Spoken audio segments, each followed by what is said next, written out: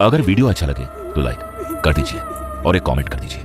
और अगर animation stories TV channel पर पहली बार आए हो तो चैनल को सब्सक्राइब कर दीजिए। गांव के बाहर एक पुराना खेत था। ऐसा खेत जहां दिन में भी लोग अकेले जाने से डरते थे।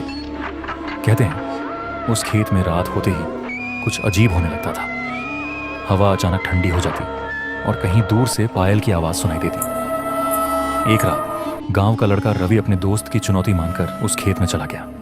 सबने उसे मना किया था, पर रवि हंसते हुए बोला, ये सब झूठी बातें हैं, कोई चुड़ैल वुड़ैल नहीं होती। रात के लगभग 11 बज रहे थे। आसमान में आधा चांद था और चारों तरफ सन्नाटा। रवि जैसे ही खेत के बीच पहुंचा, अचानक तेज हवा चलने लगी। गेहूं की फसल अजीब तरीके से हिलने लगी, जैसे कोई उनके बीच से गुजर रहा हो।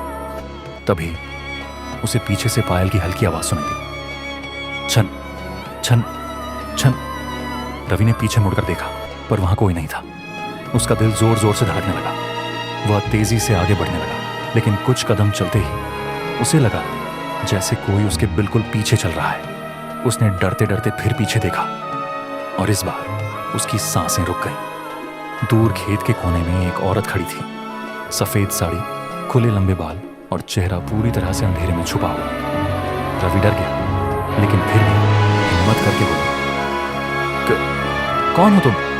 कोई जवाब नहीं। बस वो औरत धीरे धीरे उसकी तरफ चलने लगी। जैसे जैसे वो पास आ रही, पायल की आवाज और तेज होती जा रही थी। अचानक हवा इतनी तेज चली कि गेहूं की फसल एक तरफ झुक गई और चांद की रोशनी सीधे उस औरत के चेहरे पर पड़ी। रवि ने देखा, उसका चेहरा उल्टा था, आंखें लाल और होंठों पर डरावनी मुस्कान। रवि जोर से चिल्लाया और भागने लगा, लेकिन जितना वो भागता उसे लगता वो औरत उसके बिल्कुल पीछे है।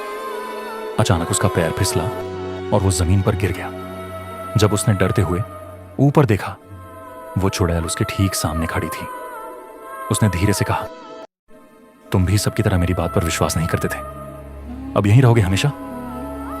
अगली सुबह गांव वालों को रवि खेत के बीच बेहोश मिला।